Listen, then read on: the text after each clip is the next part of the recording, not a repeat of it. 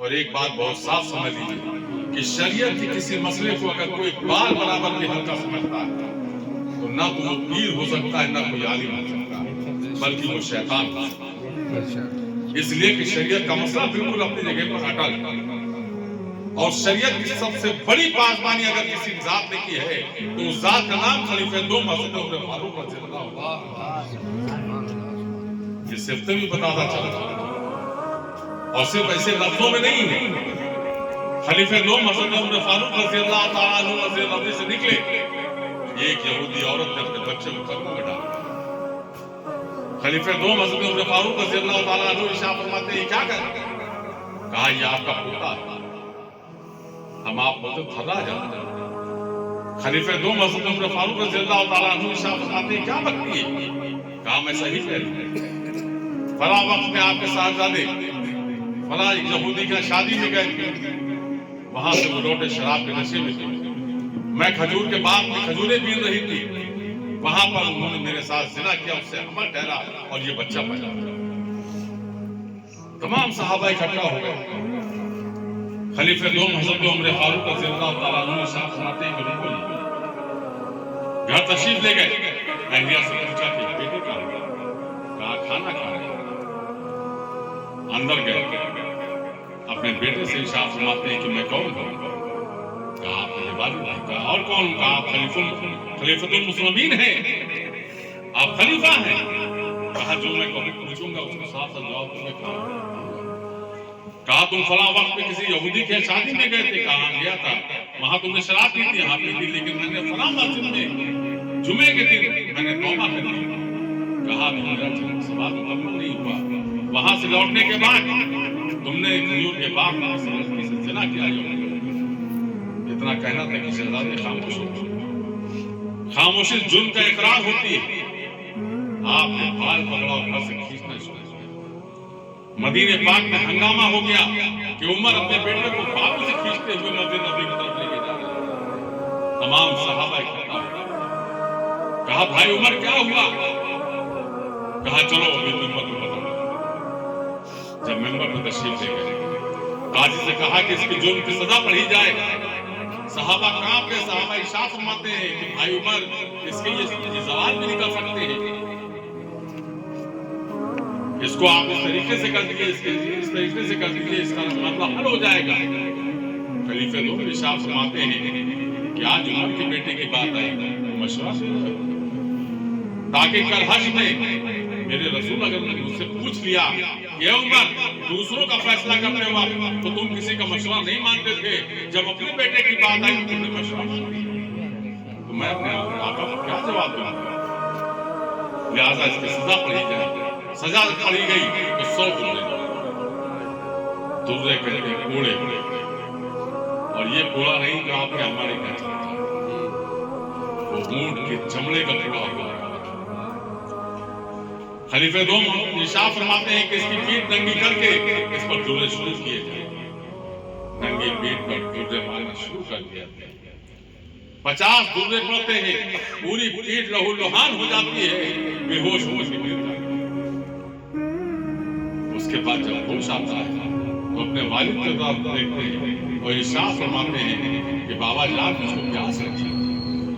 خلیفہ دوم ارشاد فرماتے ہیں کہ اے بیٹا دنیا میں تمہارے لیے پانی ختم ہو چکا، اب تم یہ سزا بھگت کر کے اپنے نبی کی بارگاہ میں جانا تو تم کو حوض کوثر کا پانی ملے گا، دنیا میں تمہارے لیے پانی ختم ہو چکا ہے۔ پھر خلیفہ دوم ارشاد فرماتے ہیں کہ اس پر درے چلے چلے 75ویں درے پر پرواز کر جاتی ہے۔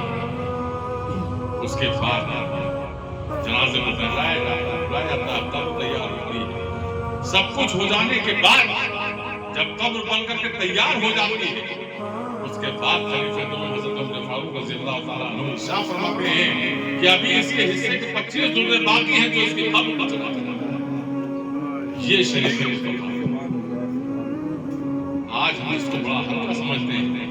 کتنے شرم اور افسوس کی بات ہے کہ جو نبی نے ہم کو دین دیا، اسی نبی نے ہم کو شریعت دی، اسی نبی نے ہم کو سنت دی، لیکن آج اسی نبی کے دین پر عمل کرنے والے لوگ، اسی دین پر عمل کرنے والے، شریعت پر عمل کرنے والے لوگ، اسی سنت پر عمل کرنے والے لوگ جب جب ڈی جے پر ناچتے ہوئے نظر آتے ہیں تو اپنے آپ پر افسوس ہوتا ہے کہ آج یہ کون سی امت ہے جو اپنے نبی کے فرمان کے خلاف جا کر کے حرام کام کو اپنا کر کے اور ڈی جے پر ناچتی ہوئی نظر آتے ہیں۔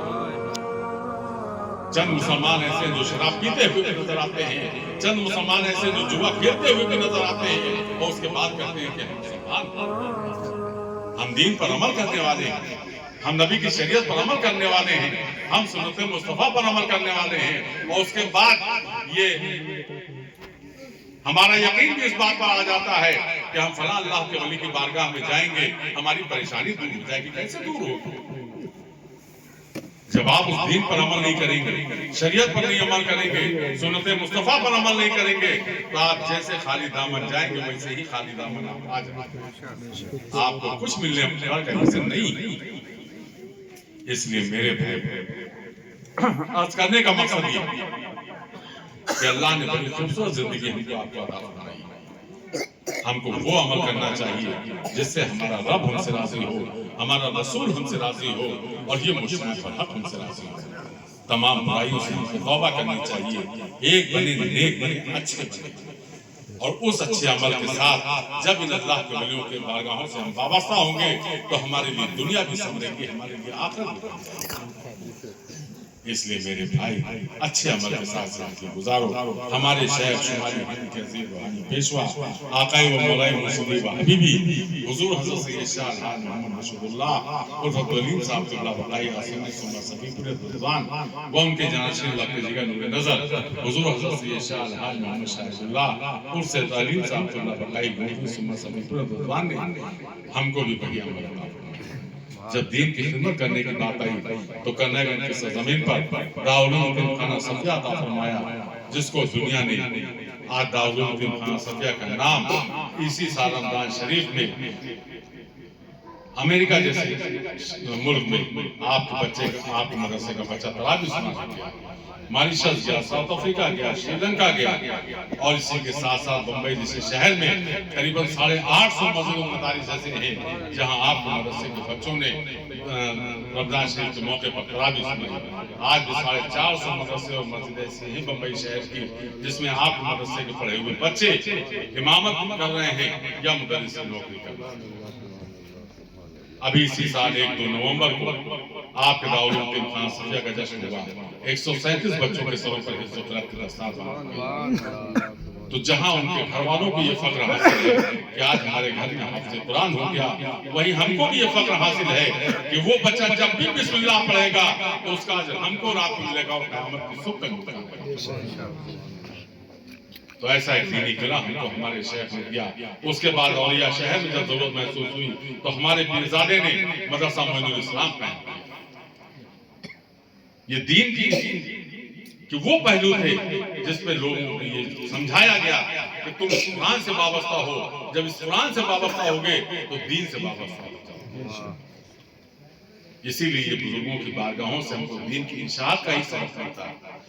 اور پھر ہمارے شیخ نے جب وسیلے کی بات آئی تو صفی پشے جس سے مقدس بارگاہ کی زاروکشی عطا فرمائی، وہ مقدس زمین جہاں 890 اللہ کے ولی آرام فرما ہیں، جس کو مجمع الاولیاء کہا گیا، اولیوں کا گڑھ۔ ہندوستان کی جتنے بھی سلاسل ہیں سب پہ کوئی نہ کوئی بزرگ اس زمین پر آرام فرمائے، جس کے لیے ہمارے شیخ نے ارشاد فرمایا کہ نازاں غلامی پر اپنی ہے فخر مجھے سے پر تیرے در کی گدائی کا ہے شاہد۔